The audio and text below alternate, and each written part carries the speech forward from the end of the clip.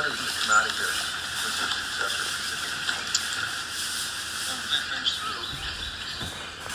We really didn't realize what we were dealing with. We still don't know what we're dealing with, but it's something very unusual.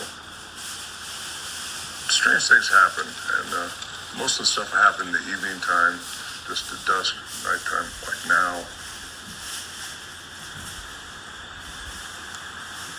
And the first time I ever heard anything was later in '71. I came back up with the guys, and we was here by the stove. There was a stove here then. And as soon as it starts getting dark, we'd go in. Sometimes you might hear a grunt or a whoop or a big blowing sound or something like that, and that's when you know you want to get inside the shelter because you still don't know what you're dealing with. Whatever it is, it's big, very, very big. We all go inside, close the shelter door, and that's a log that we put between these trees, and then we'd strap it inside a cable, and then they would start making their sounds. And that was in '71 when I first started hearing them, and we started recording them.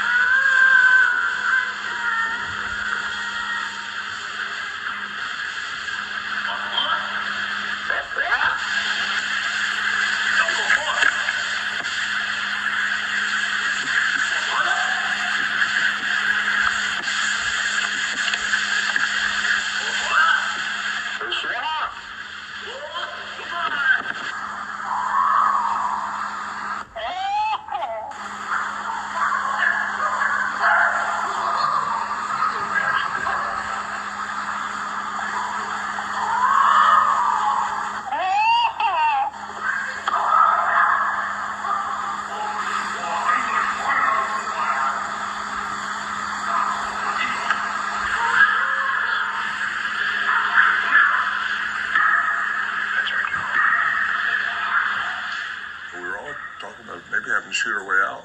You're just sitting there, all of you are kind of petrified. You're just waiting for the walls to break open, something reach in there and grab you and hold you up, and waiting for the light to break in the cracks of the walls. And it never happened. That's the strange part, because you hear it over there, but you don't see it over there. As time went on, '72, the same thing. You know, whatever it was, we thought, might be trying to scare us out. Maybe this is their territory, but we don't know. We can only guess at why they were doing what they were doing, and but they were observing us. That's for sure.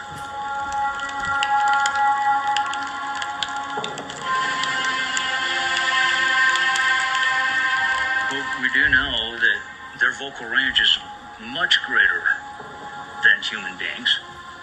Their frequencies go way above and way below the abilities of humans.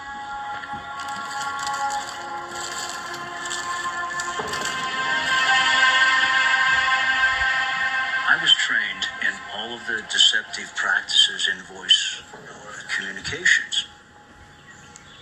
Besides the fact that you have the creatures stepping on each other in their conversational turns, you have the humans, like Ron, stepping on the creatures back and forth, overlapping their voices on the tapes. That can't be faked. Not in 1974. Plus, it would be extremely dangerous to come up here at night into a camp full of well-armed hunters. They don't go to bed at night without their guns at their sides. It's ridiculous to think of it. You wouldn't do it. You wouldn't do it just to coax a bunch of hunters up here. So from a 100% factual standpoint, we really don't know what's making this language sounds. That's right. We don't know.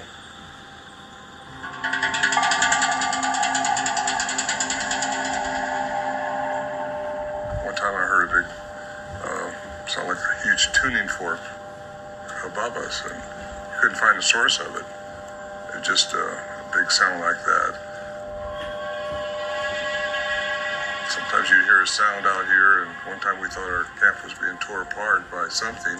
We thought the barrels we'd packed in and was being torn up and tossed around, and look out here when all the commotion and the sound stopped, and nothing changed. Now, how do you explain that? You know, one time we was in there, I thought I heard a car door slam out here. Now, come on, we're 8 miles in the wilderness. There's no... So aside from the sounds, you also saw some things in the sky, in the air? Yeah. Lights. Yeah, orbs. Other guys that reported orbs when I wasn't here. Me and my friend Bill saw one night was a big blue ball coming down from up here, slowly moving, definitely controlled, had some type of intelligence about it. And if you were just looking up there, you would think it was the moon, but it was blue, it was moving down. We lost it behind the trees and went over there. So I don't know what to think of that. You don't know what to think about any of this stuff, you know. We were in a tent, it just almost wasn't this dark. But this thing, what it was, just starts moving across over here behind us. Elongated light, about probably 3 foot long, probably about that big around, and just a rod of light. I tell people when I talk about it, it's like a Star Wars saber, white, glowing, but not bright glowing, just glowing, and it just moved slowly through the trees, definitely controlled, and dissipated over here. Is it embarrassing to talk about? No, I don't care.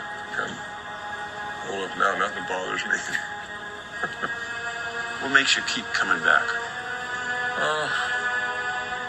The mystery that's still here. There's still a mystery that needs to be solved or understood. And I'm here now because you're here.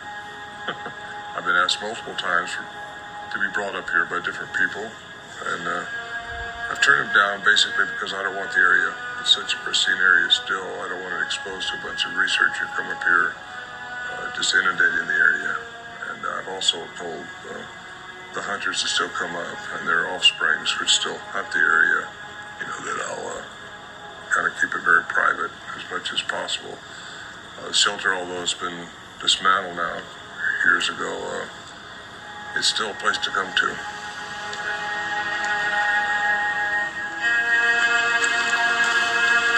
was interesting stuff.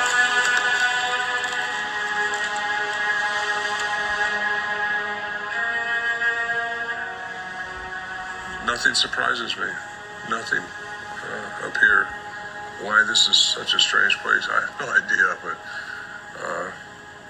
it is a very interesting area.